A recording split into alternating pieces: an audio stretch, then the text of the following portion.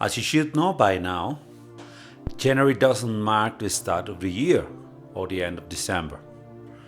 All these feasts that are being celebrated worldwide and massively ain't real feasts of our Creator, but they are rather manufactured by man, as you should know by now. So the year, according to our Creator, starts in March, at the beginning of, in middle of March, right, which coincides with the equinox of spring. Also, all these Roman feasts like Christmas and Easter and Thanksgiving and the like are also man-made feasts which aren't found in Scripture. And as you should know as well by now, in Leviticus 23, apart from a Shabbat, which is a feast that we all must celebrate every week, there are other 7 feasts that our Creator has commanded us to celebrate, right? And now I'm going to show that video to you for you to be able to watch it. And another very important thing is that the origin of Christmas is a feast that is celebrated in honor of Nimrod, which was a very strong man of the old times that appears in Bereshit, in Genesis, and who was a master builder of the Tower of Babel. And when this man died, Semiramis, who was his wife and is also a Roman deity, planted a tree and claimed that his soul was in that tree, right? So that's why most people do this Christmas tree and they cling things on top of this tree and everything. And the son of that Semiramis lady with Nimrod was called Tammuz, right? So Christmas is celebrated to give honor to this man Tammuz and his father, which is Nimrod. These truths are being manifested all over the internet, and you should know them by now. But this is a case of free will. So if you want to keep celebrating these pagan feasts, you can do it. But you know it's wrong, you know. So for all those who want to know more about the right path, which is the path of the Scripture, this is the video. So you are very welcome to watch it, and please comment if you liked it, if it made you change your point of view or your thoughts or your beliefs about this issue, and if you already are keeping the right feasts of our Creator. This calendar is made with the purpose of getting us closer to the times of our Creator.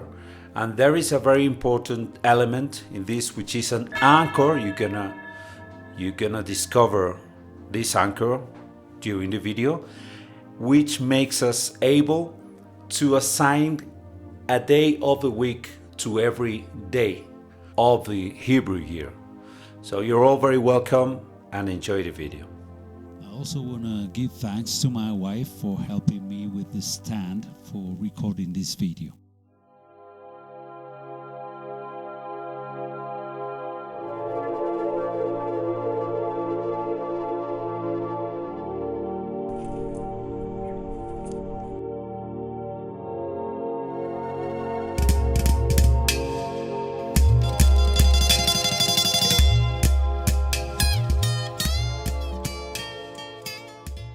In Exodus 12, verse 1, our Creator gave Moshe the real beginning of the year, which is on the first day of Nisan. That means the beginning of the spring. In other, Rome changed the law and the time because it was prophesied in Daniel that the beast would change the times and the law, and that's what Rome has done. So now we live in a tricky, wicked counting of the year because we live in the Roman Gregorian calendar, which is completely false. But one thing that we can see, and one way we can detect this falseness, is when you see the month of September has a sept at the beginning, which means 7. October has oct, which means 8. November has nov, which means 9. And December has the dis, which means 10, because diez in Spanish is 10, right?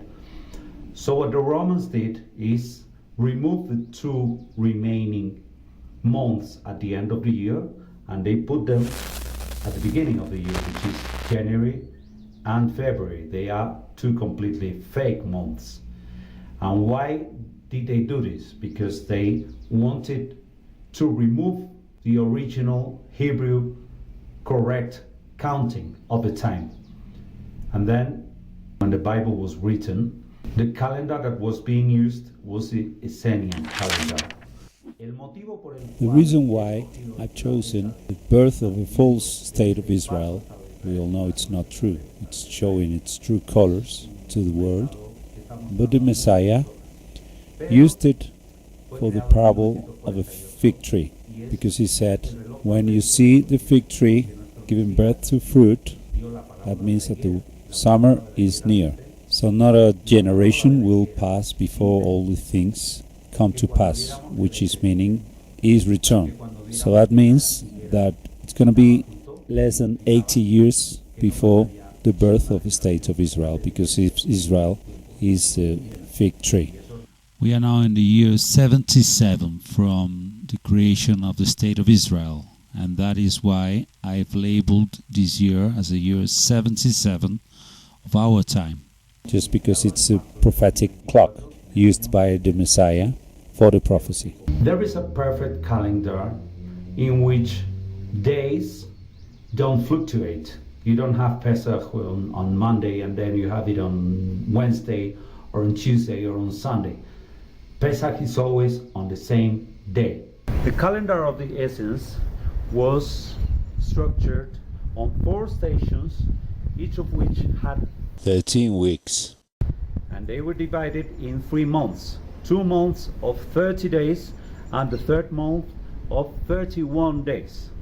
And then it all sums up on 364 days. That's the calendar under which our Creator gave Moses the instruction of celebrating the beginning of the year at the beginning of the month of Abib, which is the beginning of spring, which is the one that's based on the Jubilees book and the Enoch book. That's a calendar I've been developing all these years.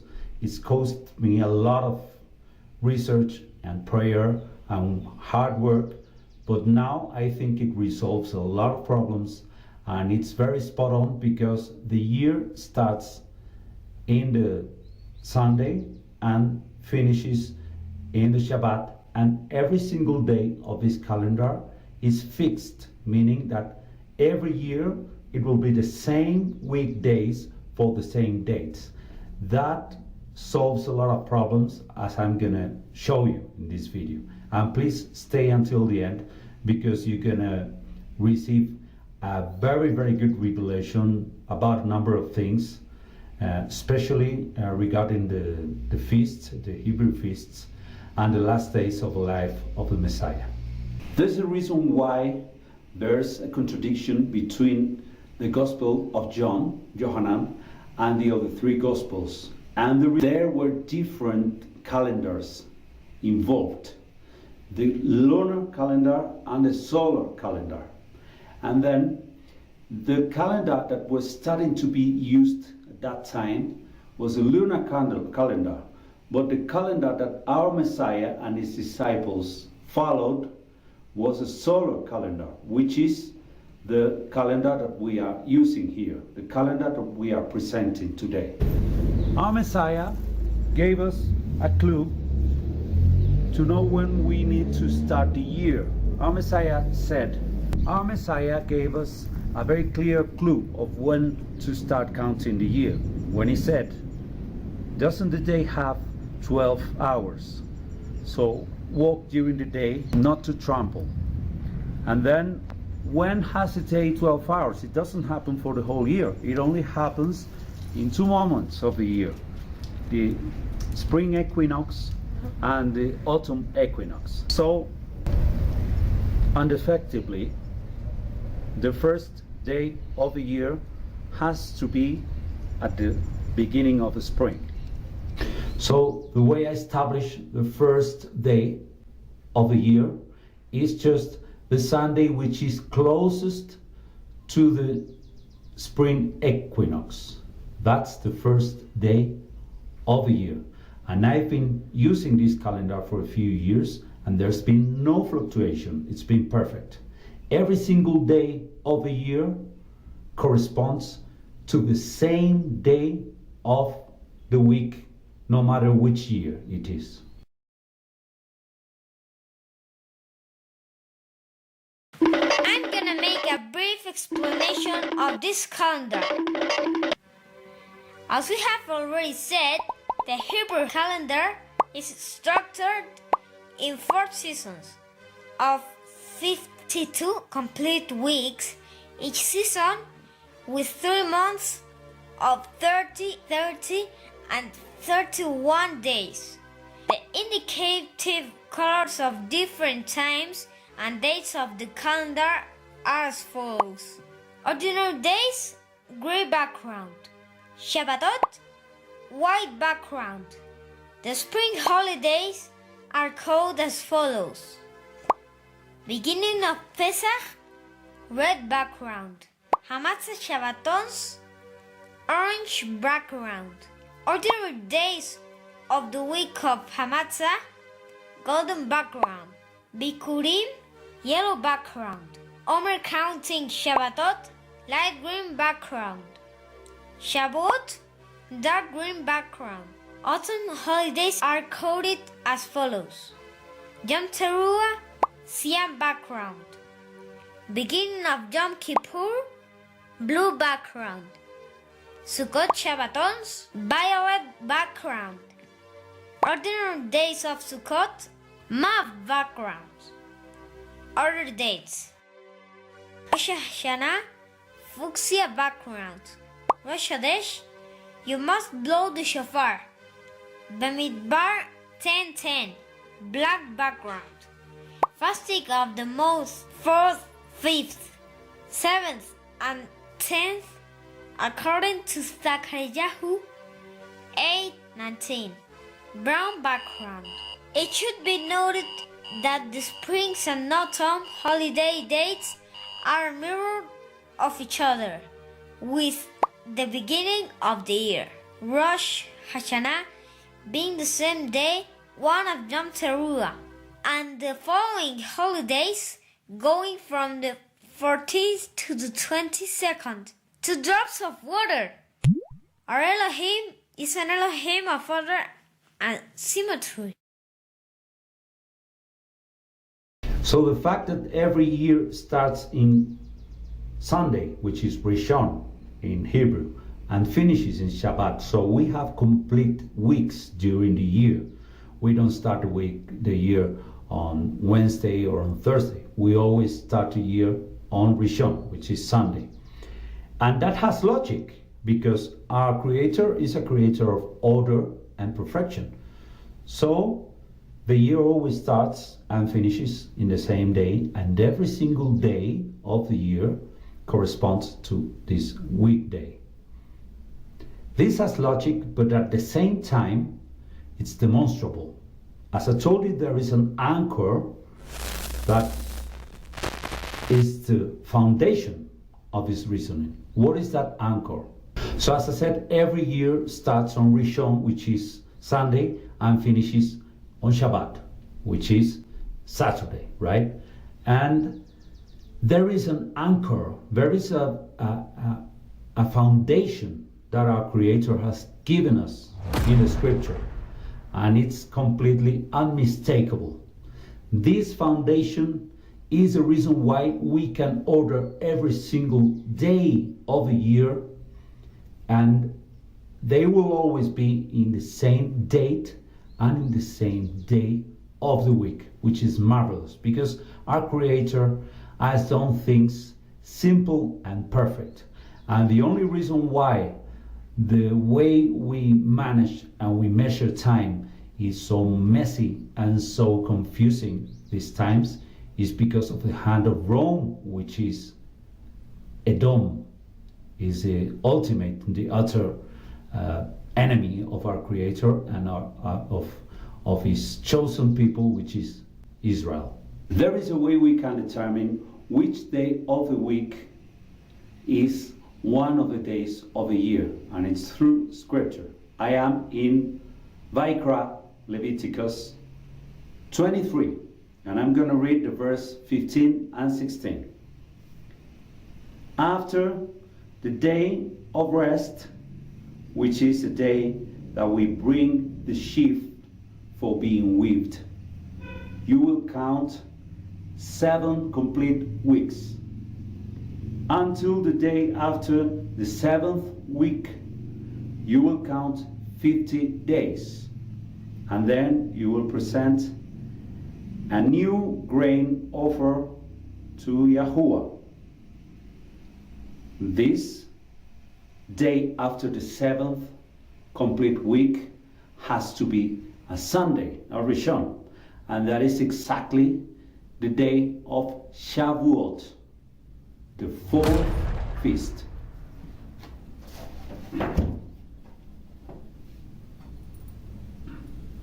This is a menorah that our Elohim commanded Moshe to build. This represents a number of things: the 7 days of the week, the 7 colors of the rainbow, the 7 ruachim of our Elohim, and this also represents the 7 muadim, the 7 feasts of our Creator. And the central one, which is the 4th one, is Shavuot. As we can see here, Shavuot is the foundation the whole menorah is built on. In the same way, our calendar is built on Shavuot, because Shavuot is the only day of the year that is revealed to us which day of the week it corresponds in the whole scripture. This day, our Elohim states clearly that falls on Rishon, and this gives us the complete blueprint for the whole calendar. We now can know certainly which day of the week each day of the year is gonna fall on. Well, this is Musa. This is my little cat. The best example of how logic dictates that every feast needs to have a specific day of the week is Pesach. Imagine the people of Israel being commanded to leave Egypt. And imagine that being on a Thursday, for example. Then they flee on Thursday, and then it's Friday. And then on Shabbat they need to rest. But the armies of the Pharaoh were behind them. So imagine they would have to celebrate Shabbat in the wilderness on the second or third day. They would have been a very easy target for the armies of Egypt. But what happened in reality? Shabbat, Pesach was on the night of Shabbat, and then when they woke up on Rishon, on Sunday, they needed to flee. That gives them an entire 6 days to flee from Egypt, and then they had the resting day on the 7th day. Is that more logical?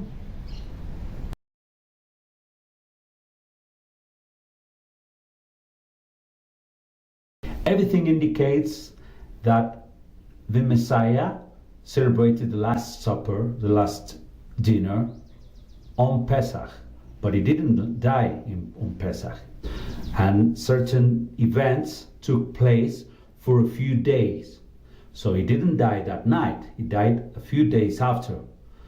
But that's a confirmation of the way the life of our Messiah confirmed the dates of the feasts. This is Shana. Her name means year in Hebrew.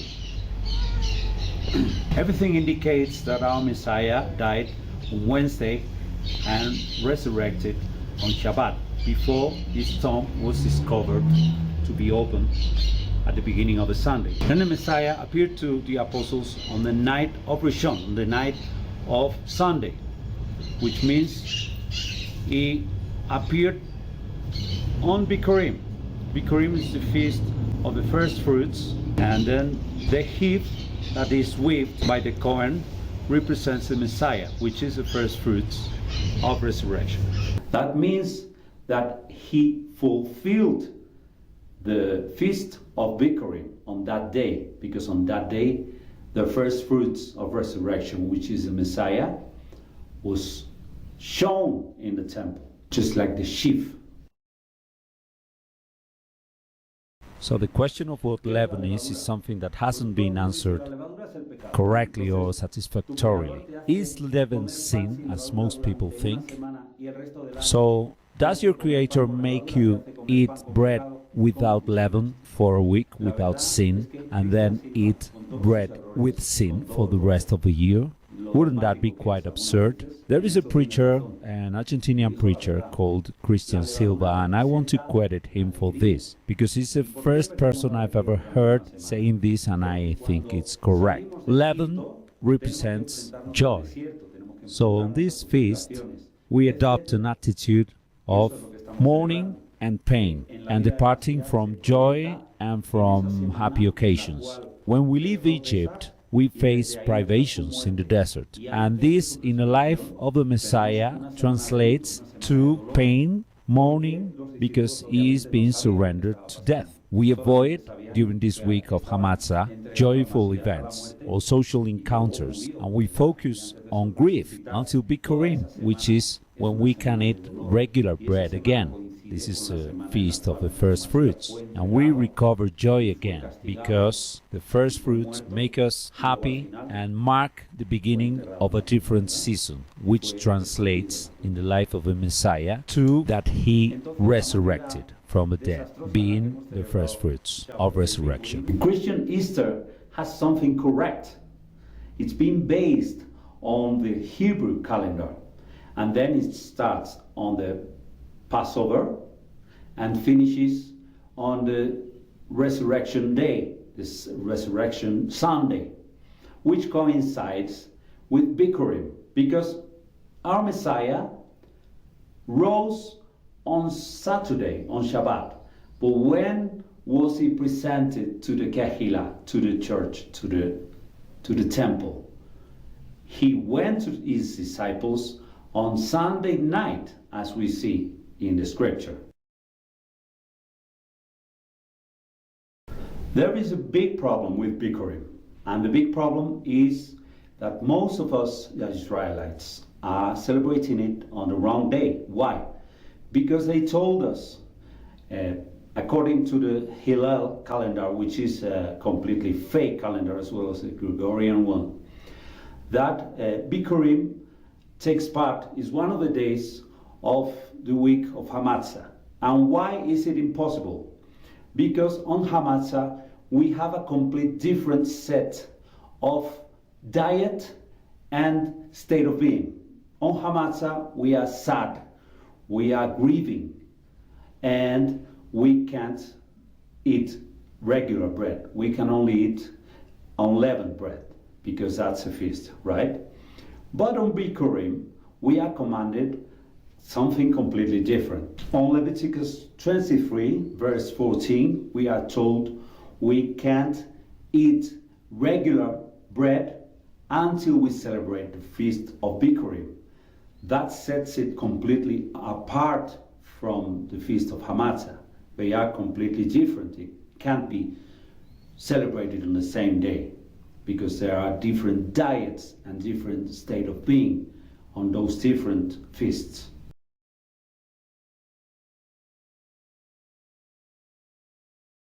We've been enslaved under counting of the time that's completely imprecise and incorrect, which is the Roman Gregorian one. And that has made us very, very difficult to keep the feasts of our Creator. Personally, with this calendar, I've been researching and working and praying really, really hard to be able to find something secure, something reliable, to be able to count the times.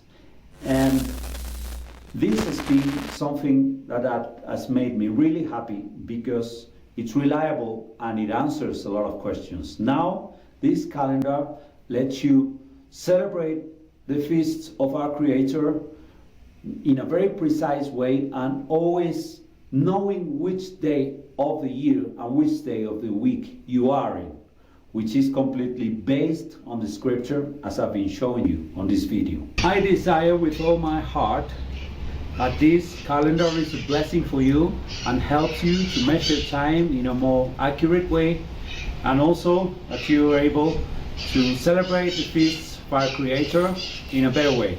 There can be objections to this calendar. I'm not a scientist, I'm not a historian, I'm not an astrologer.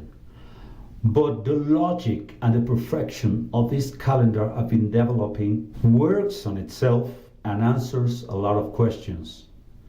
And this anchor of Shavuot makes us able to give every single day of the year a day of the week as well, and have a perfect order of how we need to celebrate every single feast or fast or Shabbat or any day of the year, and have a perfect order of how and when we need to celebrate them.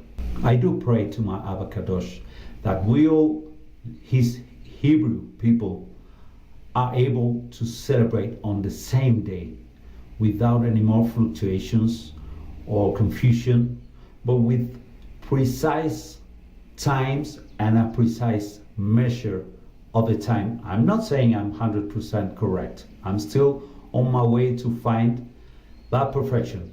But I am very confident that this calendar solves a lot of problems and answers a lot of questions, and it's a step ahead to be able to unite in just one correct time to celebrate the feasts, because the two houses, the house of Israel and the house of Yahudah, are going to be reunited in this generation. Toda Rabah, thank you very much for watching this video. Please join our community and press that subscribe button to be able to update all our videos and be able to watch them. And we are every day learning Torah, every day learning more about our Creator and getting out of all the deception of Rome, Edom.